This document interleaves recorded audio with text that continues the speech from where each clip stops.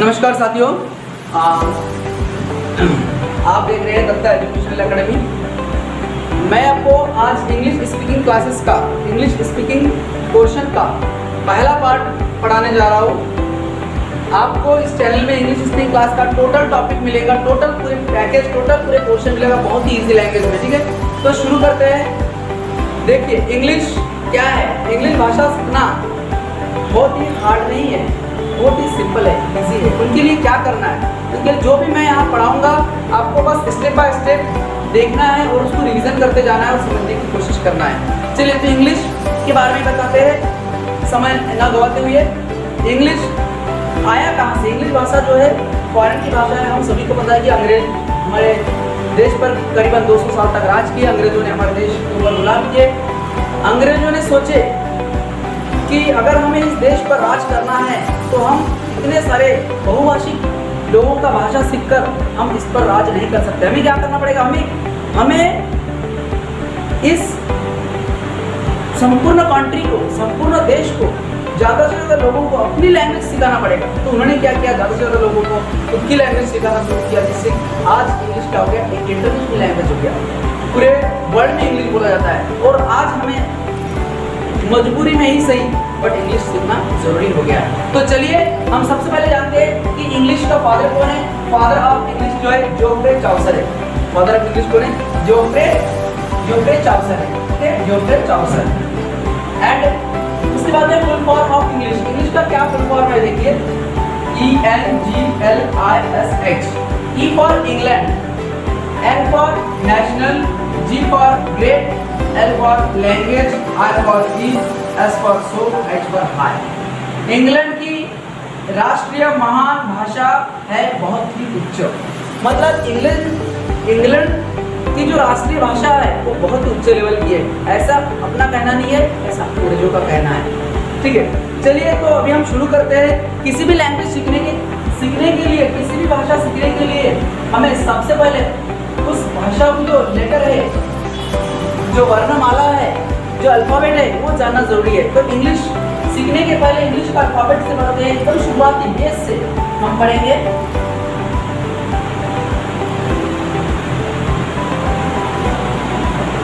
Alphabet means वर्णमाला। क्या होता है वर्णमाला? देखिए, वर्णमाला मीन्स ए से लेकर A B C D ऐसा तक Z, ए से लेकर Z तक संपूर्ण लेटरों का एक नाम बोलने से अल्फाबेट, उसका एक कॉमन नाम इस अल्फाबेट। ओके, एक नाम। अभी ये अल्फाबेट ए से लेकर Z तक हाउ मेनी अल्फाबेट्स? कितने अल्फाबेट्स है? टोटल 26 अल्फाबेट्स है, हम सभी को पता है। ठीक है, अभी उसके बाद में हम पढ़ते हैं लेटर। अभी लेटर किसको बोलेंगे? लेटर मीन्स अक्षर।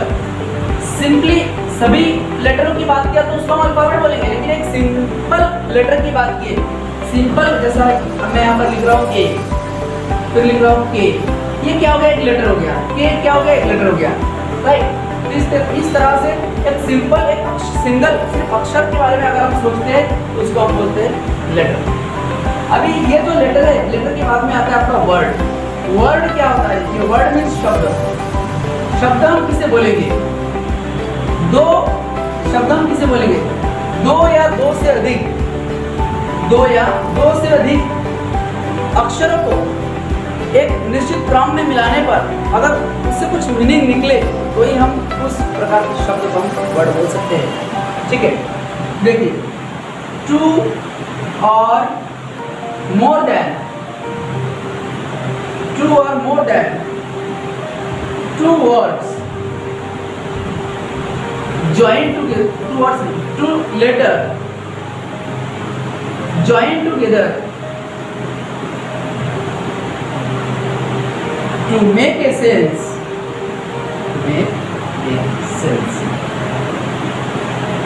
is called word। मतलब क्या है इसका मीनिंग? शब्द हम किसको बोलेंगे? जब दो या दो से अधिक अक्षरों को अगर आप निश्चित क्रम में मिलाते हैं और उसका कुछ मीनिंग निकलता है तो ही हम उसको शब्द बोलेंगे। तो देखिए, जैसे मैं यहाँ पर लिख रहा हूँ B plus O plus O plus K is equal to BOOK, book. यही लेटर को मैं अगर ऐसा लिखता हूँ O plus B plus K plus O, जैसे O plus B plus K plus O, इसका कुछ मीनिंग निकलता क्या? जैसे O B K O, इसका कुछ मीनिंग है ही नहीं। जब इसका कुछ मीनिंग ही नहीं है तो इसको हम शब्द नहीं बोल सकते, बट इसको हम शब्द बोलेंगे। बुक मतलब पुस्तक, तो इसको हम शब्द बोलेंगे। उसके बाद में शब्द के बाद में आता है, क्या आता है? सेंटेंस। देखिए सेंटेंस किसको बोलेंगे? सेंटेंस क्योंकि हम जो भी बातें करेंगे, अंग्रेजी में हम जो भी बातें करेंगे, हिंदी में जो भी बातें करेंगे, किसी भी भाषा में हम जो भी बातें करेंगे, एक निश्चित 4-5 शब्दों को मिलाने पर अगर उसका कुछ मीनिंग निकले तो ही हम उसको बोलेंगे सेंटेंस। तो लिखते हैं सेंटेंस में हिंदी लैंग्वेज वाक्य। सेंटेंस मीन्स वाक्य। तो वाक्य हम किसको बोलेंगे? वे टू और more then two words join together to make a sense is called sentence। मतलब दो अथवा दो से अधिक शब्दों को अगर आप निश्चित क्रम में मिलाते हैं और उसका कुछ अर्थ निकलता है तो ही हम उसको बोलेंगे सेंटेंस। ऐसे वैसे कोई दो या दो से अधिक शब्दों को आप मिला देते हो और उसका कुछ अर्थ नहीं निकला तो उसको हम सेंटेंस नहीं बोल सकते। देखिए एग्जांपल देखिए, जैसे Ram is eating food. Ram is eating food. Ram plus is plus eating plus food, ये मैंने मिला इतने सारे शब्दों को मिला दिया तो क्या हो गया? Ram is eating food. अभी यही सेंटेंस मैं ऐसा लिख रहा हूँ, is plus eating plus Ram plus food. Is eating Ram food. अगर ये हो गया राम इज ईटिंग फूड, ये हो गया is eating Ram food. Ram is eating food मतलब राम खाना खा रहा है, और ये इज ईटिंग राम फूड, इसका कुछ मीनिंग निकलता ही नहीं है, कुछ अर्थ बनता ही नहीं है। तो क्या हम इसको सेंटेंस बोलेंगे? बिल्कुल नहीं, इसको हम सेंटेंस बोलेंगे ही नहीं। बट इसका अर्थ निकलता है, ये भी तो दो या दो से अधिक शब्दों को मिला है, परंतु इसका मीनिंग नहीं निकलता करके इसका हम सेंटेंस नहीं बोलेंगे। बट यहाँ पर भी हमने दो या दो से अधिक शब्दों को मिलाया और इनका मीनिंग निकलता है, अर्थ निकलता है, अर्थ रहता है, इसीलिए हम इसको बोलेंगे सेंटेंस। ठीक है, तो इस तरह से आज हमने वर्ड पढ़े, अल्फाबेट्स पढ़े, लेटर पढ़े, वर्ड्स पढ़े, सेंटेंस पढ़े। ठीक है, और इसके बाद आगे के क्वेश्चंस हम नेक्स्ट वीडियो में जानेंगे।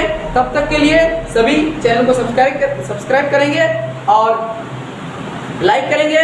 धन्यवाद। जय जय भारत।